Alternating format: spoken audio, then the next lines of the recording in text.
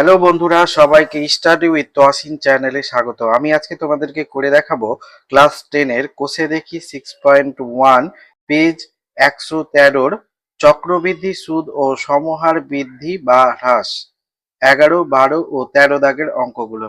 আশা করি ভালো লাগবে। ভালো লাগলে একটা লাইক করে দিতে ভুলবে না এবং চ্যানেলটিকে সাবস্ক্রাইব করে পাশে থাকা বেল আইকনটিতে অল করে দেবে। আর যারা কাজটি অলরেডি করে রেখেছো তাদেরকে অসংখ্য ধন্যবাদ।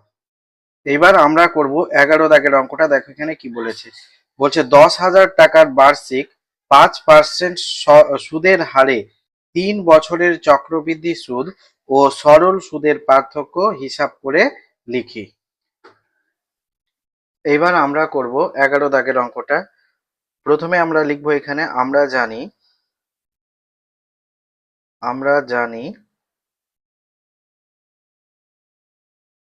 a সমান p into 1 plus r by 100 বাইরে n।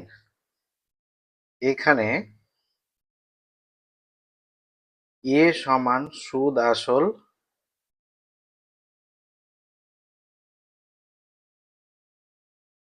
পি সমান আসল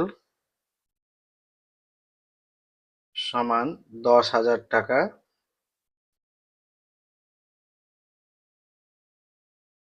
এন সমান সময় সমান 3 বছর, আর সমান সুদের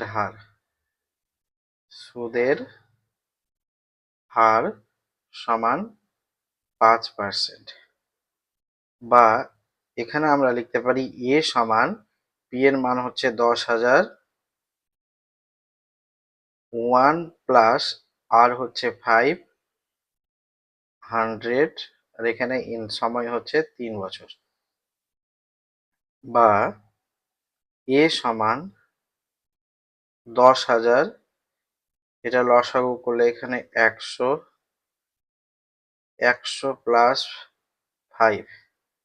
3, বা এ সমান 10,000 ইন্টু এটা হবে 100 আর 5, 105/100 বাইরে 3। বা এ সমান 10,000 ইন্টু এটা 3 আছে বলে 3 বার লিখবো।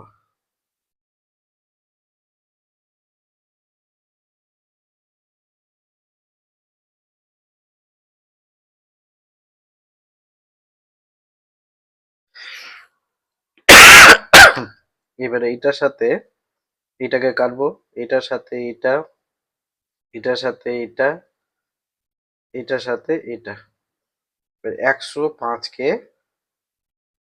105 দিয়ে আমরা গুণ করব। 5 5 25-এর 5 হাতে থাকলো 2, 2 বসে যাবে, 5 একে 5 গুণিত 0 দিয়ে যদি 5 কে গুণ করি 0 0 0, 1 দিয়ে 5 একে 5 0 1, 5 2 5 5 10-এর 0 হাতে থাকলো 1 1 বসে যাবে এখানে 1। আবার আমরা এটাকে 105 দিয়ে গুণ করব। গুণ করলে হবে এটা 5 5 25-এর 5 হাতে থাকলো 2, 5 দুনে 10, 11 12-র 2 হাতে থাকলো 1 1 বসে যাবে, 5 একে 5 5 একে 5 গুণিত 0 দিয়ে গুণ করলে 1 2 3 4 5টা 0 গুণিত 1 দিয়ে 5 একে 5 2 একে 2 0 1 1। এটাকে যোগ করলে হবে 5 2 6 7 5 1 1। তো এখানে বা আমরা পেলাম এ সমান 1 1 5 7 6 2 5 আর নিচে হবে 100। অতএব এ সমান আমরা এটাকে লিখতে পারি দশমিকের পরে দুটা রাশি। তো এখানে 1 1 5 7 6.25 হবে এত টাকা। এবার আমরা বের করব চক্রবৃদ্ধি সুদ।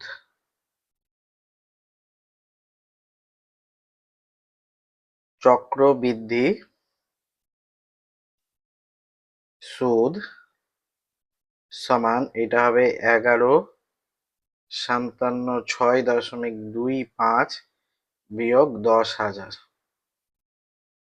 এত টাকা। তো 11,57,6.25 এটা থেকে আমরা 10,000 বিয়োগ করব। 52.6751 সমান এটা হবে 1576.25 টাকা। অতএব সরল সুদের হার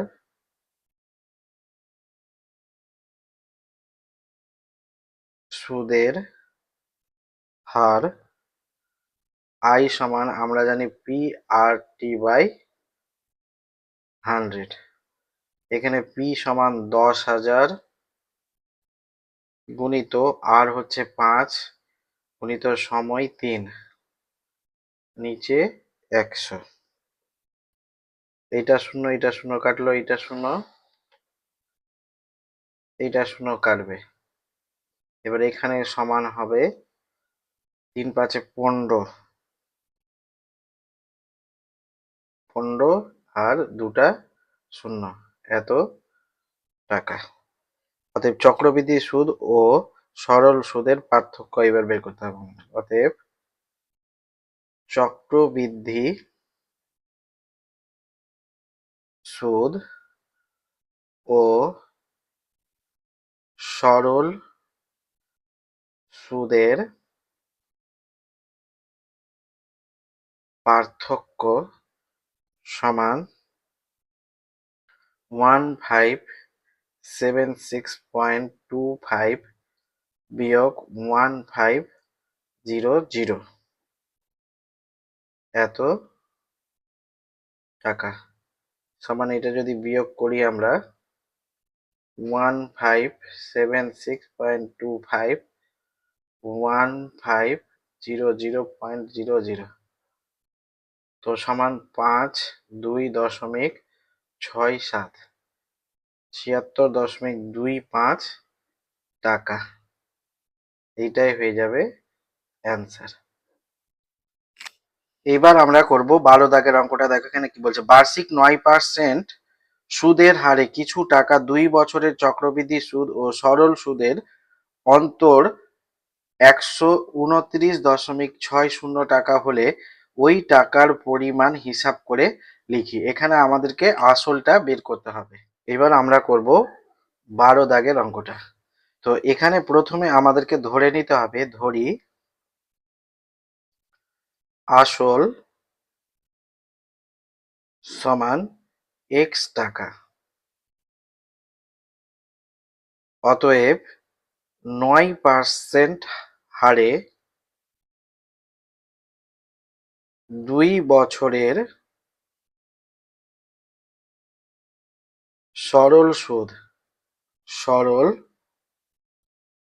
সুদ সমান এখানে হবে PRT/100 সমান এখানে P হচ্ছে x আসল, আর হচ্ছে 9% আর সময় হচ্ছে 2 বছর বাই 100 এত টাকা সমান এটা হবে 9 দুনে 18 x বাই 100 টাকা।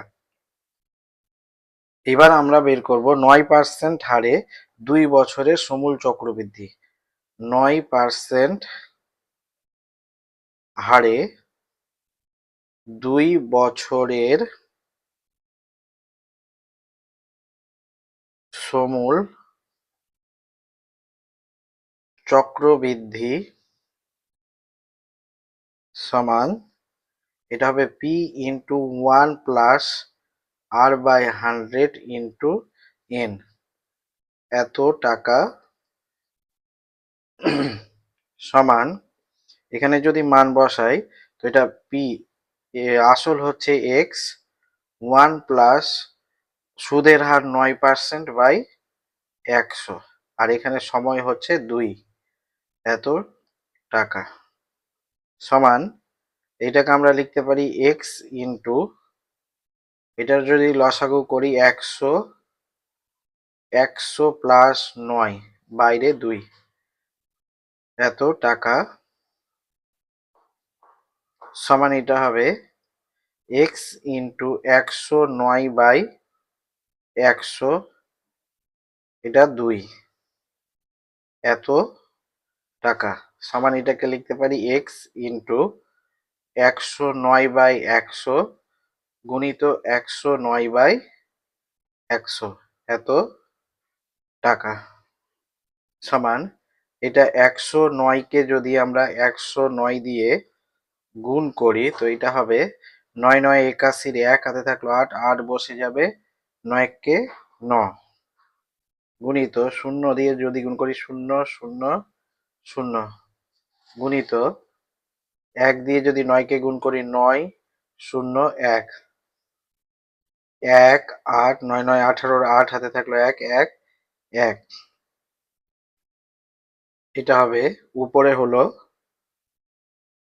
11 88 1 এক্স, আর নিচে হবে 1-এর পর 1 2 3 4টা শূন্য, এত টাকা। এবার আমরা বের করব অতএব 2 বছরের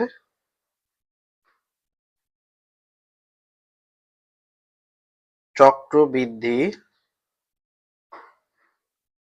সুদ সমান 1 1 8 8 1 এক্স বাই 1 2 3 4 বিয়োগ এক্স, এত টাকা সমান, এটা 1 2 3 4 1 1 8 8 1 এক্স বিয়োগ 1 2 3 4, এত টাকা সমান, এটা যদি আমরা বিয়োগ করি এটা থেকে তো হবে 1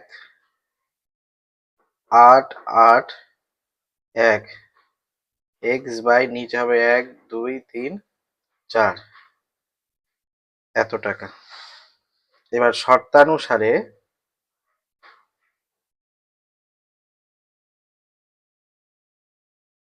1 8 8 1 এক্স বাই 1 2 3 4 বিয়োগ 18 এক্স বাই 100 সমান 129.60, বা এটাকে আমরা লিখতে পারি, এটার যদি লসাগু করি আমরা হবে 1 2 3 4 1 8 8 1 এক্স বিয়োগ 18 দুটা শূন্য সমান 129.60, বা এটা বিয়োগ করলে হবে 81 এক্স বাই 1 2 3 4 সমান, এটা হবে 129.60 বাই 1 2, এটা শূন্য এটা শূন্যর সাথে কাটতে পারি, এটার সাথে এটা কাটতে পারি, বা এটাকে আমরা লিখতে পারি 81 এক্স সমান 1 2 9 6 গুণিত 1 2 3, অতএব এক্স সমান হবে 1 2 9 6 গুণিত বাই 81, 81 কে এটা দিয়ে গুণ করলে হবে, ভাগ করলে হবে 129.6, 81 দিয়ে ভাগ করলে একবার 81, 8 4 8 9 10 11 12 4 6 6বার 6 48, এটা হলো 16 সমান, এটা হবে 16 1 2 3, এত টাকা। অতএব আমরা এখানে নির্ণীয় আসল সমান 16,000 টাকা, এইটাই হয়ে যাবে অ্যান্সার। এবার আমরা করব 13 দাগের অঙ্কটা। কি বলছে এখানে, বলছে যদি বার্ষিক 10% হারে কিছু টাকার 3 বছরের চক্রবৃদ্ধি সুদ ও সরল সুদের অন্তর 930 টাকা হয়, তবে ওই টাকার পরিমাণ কত হিসাব করে লিখি। সেম 12 দাগের অঙ্কের মতো এটাও আমরা করব। এবার আমরা করব 13 দাগের অঙ্কটা। তো এখানে প্রথমে আমরা লিখব ধরি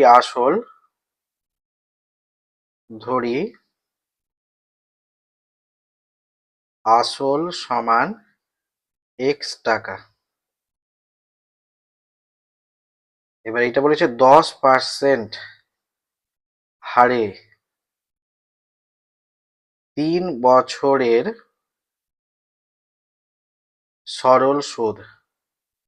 সরল সুদ বের করবো আমরা প্রথমে। এটা সমান হবে x ইন্টু 10 ইন্টু 3/100, এত টাকা। এটা শূন্য কেটে দিলে এখানে হবে 3x/10 টাকা। এবার আমরা বের করব 10% হারে 3 বছরের সমূল চক্রবৃদ্ধি। 10% হারে 3 বছরের সমূল চক্রবৃদ্ধি সমান x ইন্টু 1 প্লাস 10/100, এটা হবে 3, এত টাকা। সমান এটাকে আমরা লিখতে পারি x ইন্টু 100 প্লাস 10, 3, এত টাকা। সমান এটা হবে x ইন্টু 110/103, এটা শূন্য কাটলে টাকা। সমান এটা হবে x ইন্টু 11/10 টু দি পাওয়ার 3, সমান এটা হবে x ইন্টু 11/10 গুণিত 11/10 গুণিত 11/10, সমান এটা 121। 121কে 11 দিয়ে গুণ করলে কত হবে? 1 2 1 গুণিত 1 2 1 1 3 3 1, এটা হবে 133 1x/123, এত টাকা। এবার আমরা বের করব অতএব 3 বছরের চক্রবৃদ্ধি সুদ সমান 1331 x/123 বিয়োগ x, এত টাকা। সমান এটা হবে, এটা যদি লসাগু করি 3 1 3 3 1 x মাইনাস 1 2 3, এত টাকা। সমান এটা হবে, এটা থেকে এটা বিয়োগ করলে হবে 331/1000, এত টাকা। এবার আমরা লিখতে পারি শর্তানুসারে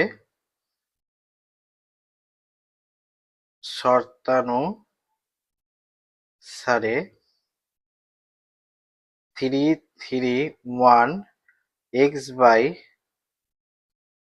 এত বিয়োগ 3x/10 সমান 930, বা এটাকে যদি আমরা লসাগু করি, এটা 1000 331 x বিয়োগ এটা হয়ে যাবে 300x, এটা সমান 930, বা এটা হবে 31x/1000 সমান 930,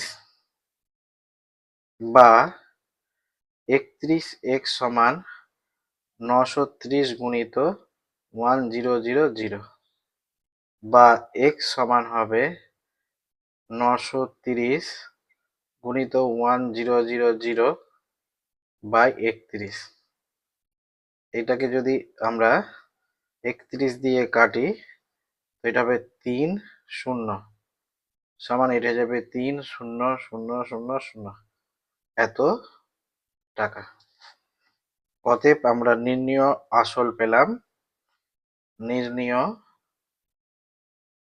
আসল সমান 30,000 টাকা। এইটাই হয়ে গেল অ্যান্সার।